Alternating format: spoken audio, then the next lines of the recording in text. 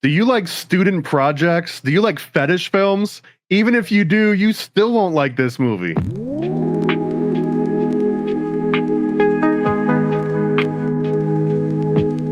Under the docks, yeah, under the docks. Buried deep, but we're breaking the locks. Footage got clipped, they erased all the shots. We'll stay connected dots. Under the docks, under the docks, yeah, under the docks. Yeah,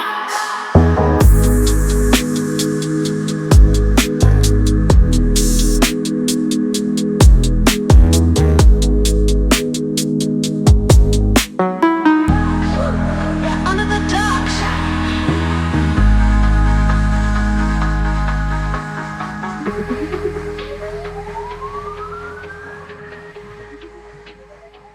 I'm Sean Chris. This is Paranoid American. Welcome back to Under the Docks. Today, we're going back on the mind control train. American Mind Control, MK Ultra, a 2014 film directed by Philip Gardner and narrated by Philip Gardner. Why are we covering this film? Well, it's part of Mind Control MK Ultra month, and you can't go out without this film. I hadn't seen this film prior to us watching it now, but it fits right along with the last two we just watched. It's almost as if we purposely set this up, which people don't know. We just kind of scrambled them together and just kind of like, we're like, oh, this sounds like kind of close to it, right? It has a little MK Ultra. And the similarities and the threads that woven into each of these different documentaries actually fits in with the propaganda from the Psy-War, with the experiments with the Manson family and all that. It really, I think, finalizes what we've done in these last two documentaries.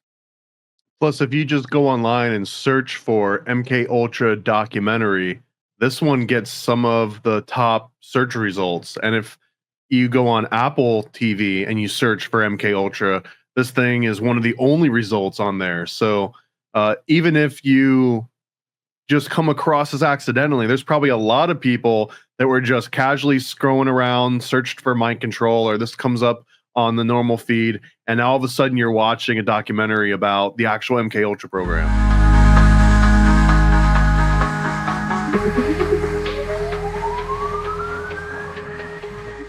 Plotting the course. The premise and key claims, right? Like, as we said, the premise is in the title, an American Mind Control MK Ultra. Anybody that's familiar with MK Ultra understands the projects behind it. I think one of the key claims for me, obviously already knowing about MK Ultra and some of these other experiments going on, was the revelation of Sub Project 119, which I wasn't super familiar with, which is also part of this tree and this the roots of MK Ultra. Yeah, well, the MK Ultra program has somewhere around, I think, 160 sub projects that are known. The details on all of those are not known, but yeah, each individual one could have happened in a different city, having different funding, different people ahead of it. When we did Chaos, we mentioned Dr. Jolly West. He just represented a small handful of those sub projects. One of the other big ones was Operation Midnight Climax, where they had these one-way mirrors, and they were recording officials and prostitutes and drug dealers on LSD and seeing what they did out in the normal world. That was just one of the other many different sub projects in this whole umbrella operation. Another key claim that they kind of drop in here is that 44 colleges, like 3 prisons, and multiple, military vets are part of these experiments unknowingly, right? Like, I mean, some of the professors that are working on it, or like scientists and chemists, they do know about this, but there's so many people involved. I didn't realize there was that many colleges that were like part of these programs. Oh yeah, well, there's 2 different terms if you actually look at some of these MK Ultra declassified docs, and there's 2 different categories of people usually when this context comes up. One of it is unknowing, but another one is unwitting, like unwittingly, which means that you know about it, but you just, you're being forced to go through it regardless. So they talk about a lot of the unknowing, a lot of the unwitting, that these 44 different universities, as an example, some of those might have just looked like a guy shows up and hangs out after your last class is out, and he's like, "Hey, I heard what you were saying back there.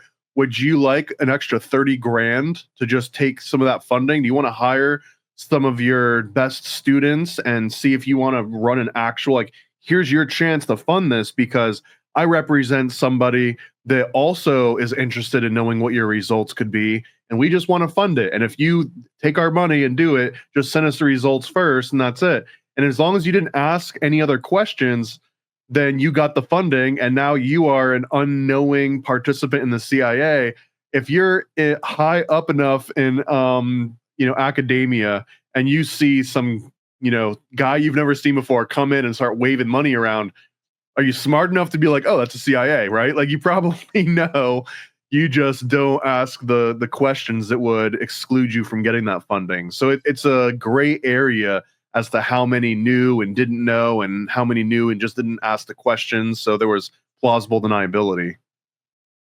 And some of the interesting facts of that, of like where there was people that were participants in this that maybe didn't know that they were participants. One of the people was Frank Olson that they talk about, and Frank Olson was administered LSD and mysteriously died, and he was a part of a lot of these programs, which people believe are led to believe that he was maybe almost killed off, or so he couldn't speak anymore.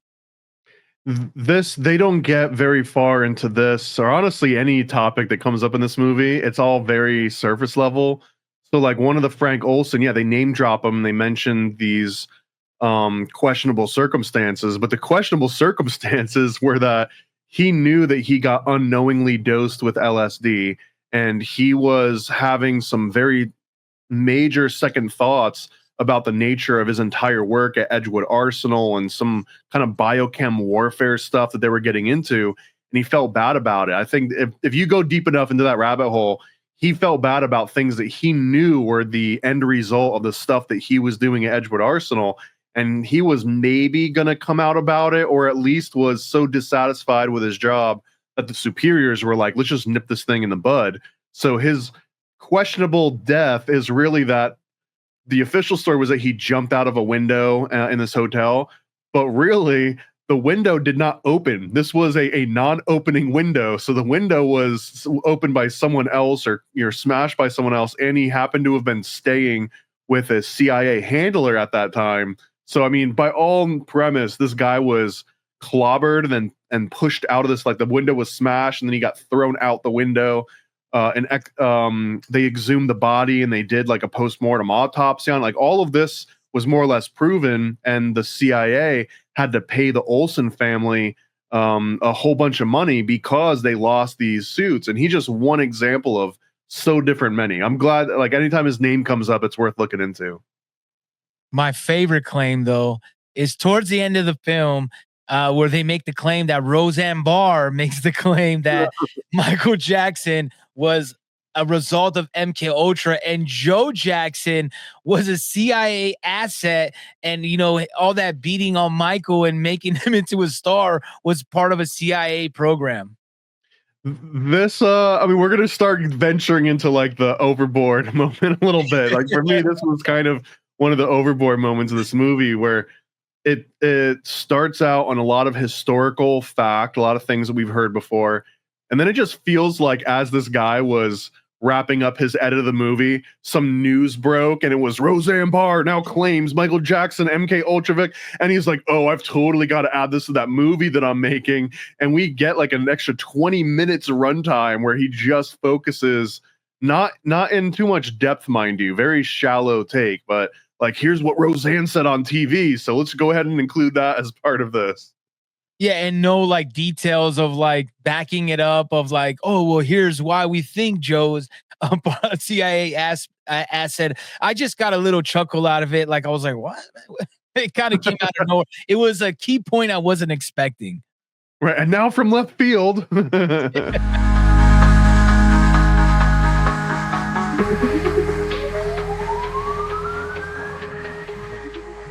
Hidden treasures and overboard moments. I'm gonna let you start to kick this one off. What was your hidden treasures? Bro, I'm just gonna cut to the chase and say I do not recommend this film for anybody. It is the worst combination of a student project and even like a weird fetish film towards the end, which I was not expecting to happen. I've got all of the most pertinent details in this entire documentary in my little MK Ultra paranoid pamphlet. I recommend you check that out instead. This one might put you off on it. Definitely don't recommend this to normies. It'll put them off. You'll look like a complete idiot. I don't have a whole lot of hidden treasure here, man. I'm gonna start just like crapping all over this movie. Let me hear your hidden treasure, and then I'll go through my laundry list of overboard moments. I really don't have any hidden treasures per se. I guess the only thing I kind of liked is they brought up the Black Sorcerer. But let's see, the thing is that nothing's in detail for me in this. It's just like, hey, you heard of Operation Midnight Climax? Yeah, but they don't go. That was probably the deepest dive they went on is Operation Midnight Climax. But everything else is a brief summary or like very surface level of like, hey, have you heard of MK Ultra? Pretty crazy, right? If you went to Wikipedia and tried to summarize the whole article in a paragraph, and then you tried to summarize that paragraph into just a sentence or two, and then you try to summarize those two sentences into just a short phrase, that's a majority of this movie. Where, like, for example, they mention Ted Kaczynski when they're talking about MK Ultra and all these universities, and there's legitimately some really interesting ties between the MK Ultra program and what happened to Ted Kaczynski, the same way that he was sort of the university version of a Charles Manson, and that he was this unknowing subject in this research. Anyways, they just like, oh yeah, MK Ultra, Ted Kaczynski, and then they just keep going, and they don't mention anything like, okay, what are the substantiating facts about that? I'm interested. I want to know more. And they didn't do that. But what they did do was they just straight up show porn with like a weird filter on top of it, so you can't see, like it turns it black and white. It's like an embossing filter. But I don't know if the guy just ran out of B-roll footage at a certain point, or was like, man, I really need to put this scene somewhere. And then it looks like he either records his girlfriend or he hires like a Fiverr model to do some weird BDSM kink footage. And now all of a sudden the last quarter of the movie is just this chick being strangled over and over again, with like superimposed with his voice talking just about random MK Ultra facts. Like some of the B-roll that he does manage to get off of archive.org or whatever, and like the Prelinger archives, but he'll be talking about 1930s or 1940s, and it'll be a clip of a 1980s shopping mall or something. It just had none of the production value that I would expect, even from an absolute schizophrenic like conspiracy theorist that hasn't seen the light of day.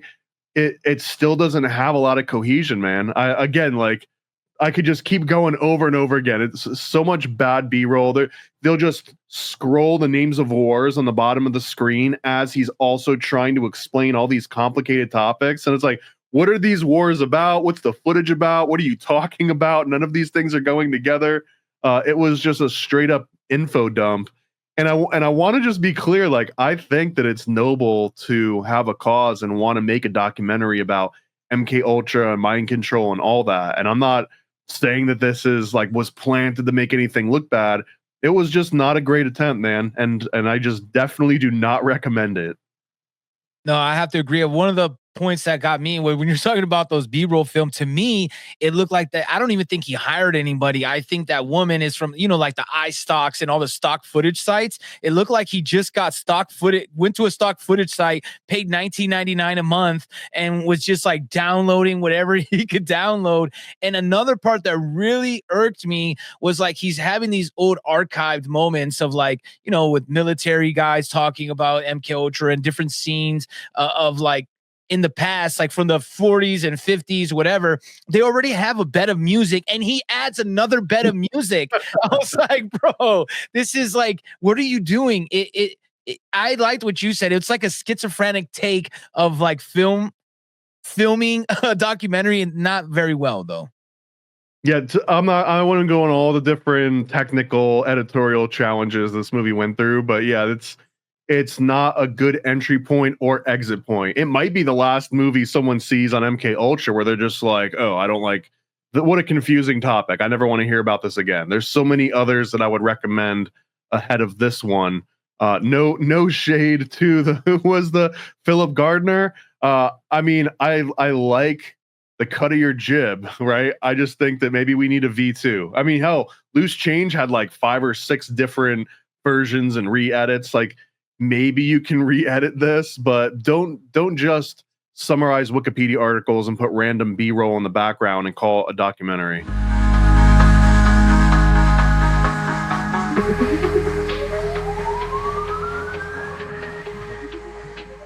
Testing the waters on this one is a little bit suspect because like we're gonna do the bulk of the work for the film. You know what I mean? So that's what one thing I almost even skipped the deep dive because I was like, wait a second, we're gonna break it down. And it's like, well, why are we even watching this film? But the deep dive I kind of got is Operation Midnight Climax, the 1954 to 1965 operation, where it was a safe house of basically having prostitutes, putting LSD and different chemical compounds in their johns, would use for lack of a better term, drinks and getting them all hyped up, running around rampant, and then doing studies on them and making them go crazy. You've already given more background and context than this movie, this documentary, and I can add on to that too because I've written a short story on Operation Midnight Climax. It's called that. It's called Operation Midnight Climax. It's in my Paranoid American History anthology. But it's this guy George Hunter White. He's the one that gets hired by the CIA in order to run this operation.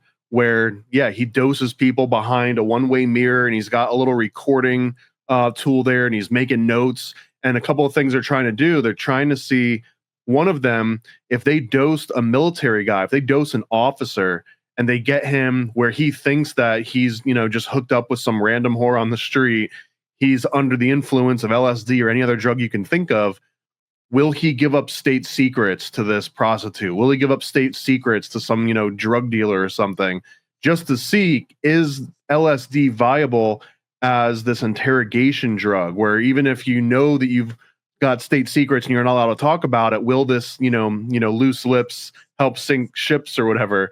That's one part of it. George Hunter White was under the wing of a guy named William Donovan, who was instrumental in creating the OSS that eventually led into the CIA, the actual creation of the CIA.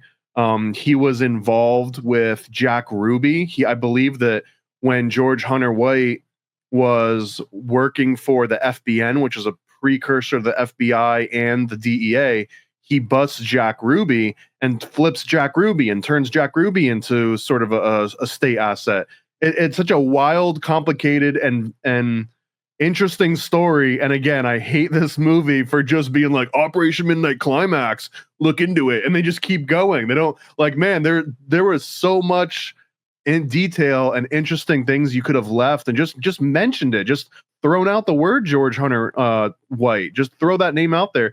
I'll do you one better too. That if you like that story, there's a book called The Terrible Mistake, I believe, it's like a 600-page book that goes all about that, talks about Frank Olson. There was also a documentary series that I kind of wanted to recommend, but also was like 8 episodes long. I was like, hey, Sean, let's watch 10 hours and do a 10-minute segment on it. But it's called Wormwood, and it is a dramatized retelling of this factual story of Frank Olson, all the way from him with his kids and his family to getting dosed to like the weird things that are going on through his head, all the way to the point where he gets pushed out a window.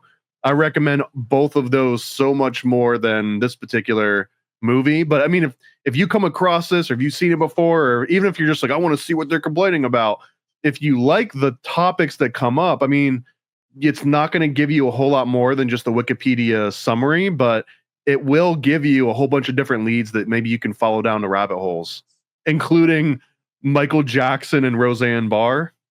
And you might like the B-roll footage of the Skinamax lingerie woman in the background that's blended in with another video.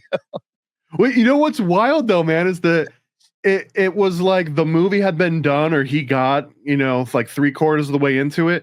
He could have called it a wrap, and he was like, no, I've got another 30 minutes in me, but I'm all out of B-roll. What am I going to do? Oh, I know what makes sense. I'm gonna take some clips from literal porn movies and this weird like Fiverr, B-roll footage, and I'll just somehow splice that together and make that the rest of my movie.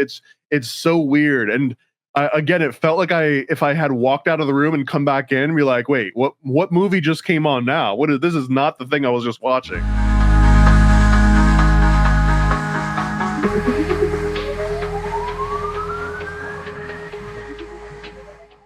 It's that time, man.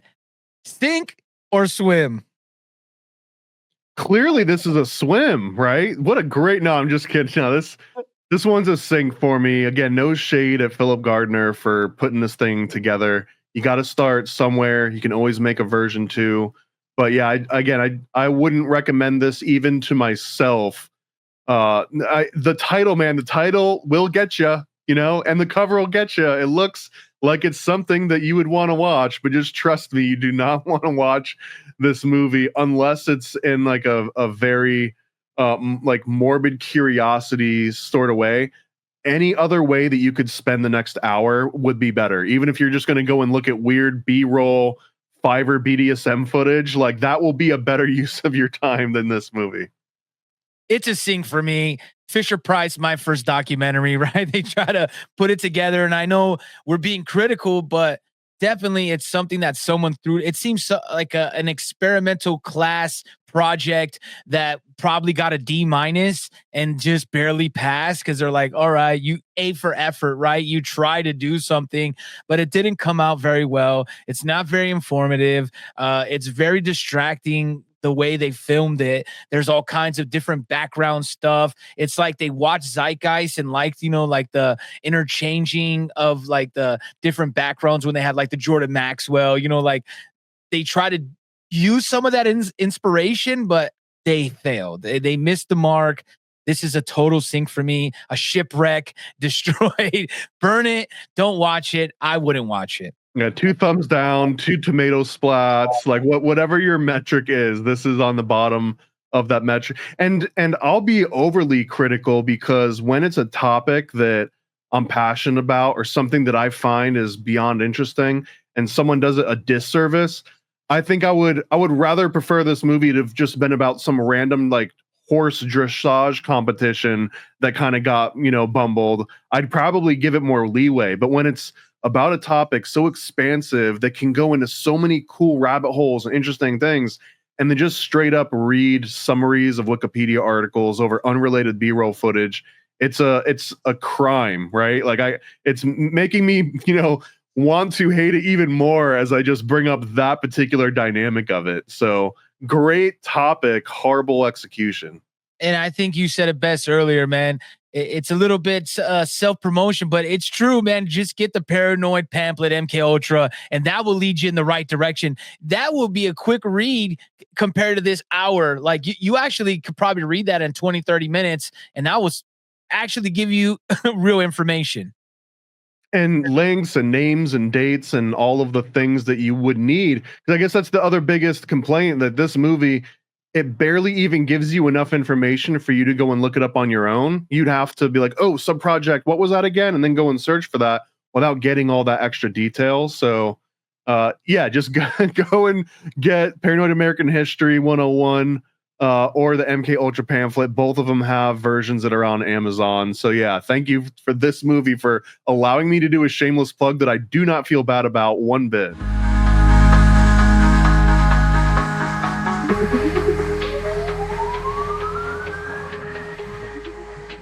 On the horizon, what do we got up next? Let's do a Kubrick month, man. I want to talk about the symbolism of Kubrick movies and the moon stuff and the Eyes Wide Shut, Rothschild Mansion stuff.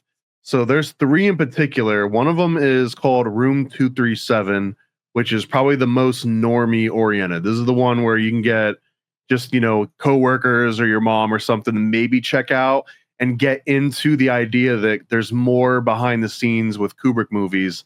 And then we're just going to jump straight into the deep end with Kubrick's Odyssey 1 and 2, which in my opinion are conspiracy theory documentary legends at this point. Oh, that sounds perfect. I mean, we got to be in that era, right? Like if we're not going with a little bit Kubrick and get a little crazy, I think that would be a great extension after what we just went through, especially that we got to wash our hands of this, whatever the crap. I'm not even going to mention the name of the film. You can read it at the bottom, but this is Under the Docks. Go to killthemockingbirds.com, go to paranoidamerican.com, go get that MK Ultra pamphlet. Go look at some of the comics. Let's help share the show. This is Under the Docks. Peace.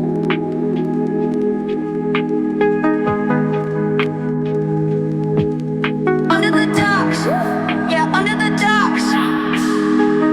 Buried deep, but we're breaking the locks. Footage got cut, they erase all the shots. They connect the dots. Under the docks, under the docks, yeah, under the docks.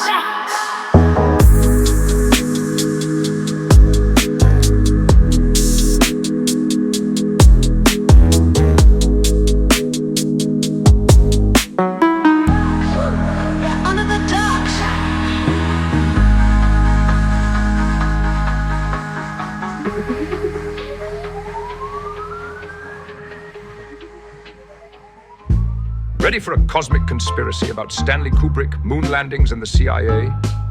Go visit nasacomic.com. nasacomic.com, CIA's biggest con. Stanley Kubrick put us on, that's why we're singing this song. I'm nasacomic.com. Go visit nasacomic.com. Go visit nasacomic.com.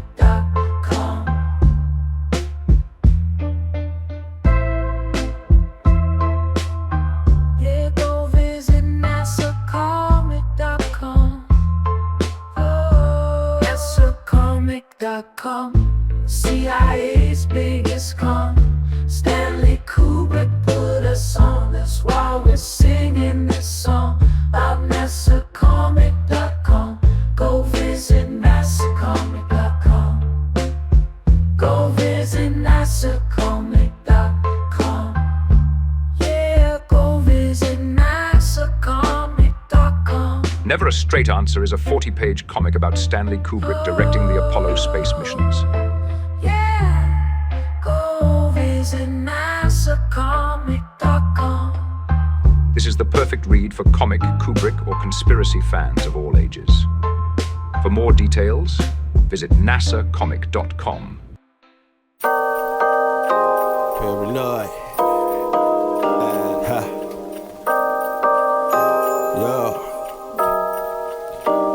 I scribble my life away, driven to write the page. Will it enlighten your brain? Give you the flight, my plane. Paper the highs ablaze. Somewhat of an amazing feel when it's real to real. You will engage it. Your favorite, of course, the Lord of an arrangement. I gave you the proper results to hit the pavement. If they get emotional, hate, maybe your language, a game, how they playing it well without Lakers. Evade them, whatever the cost, they are the shapeshift. Snakes get decapitated, met is the apex.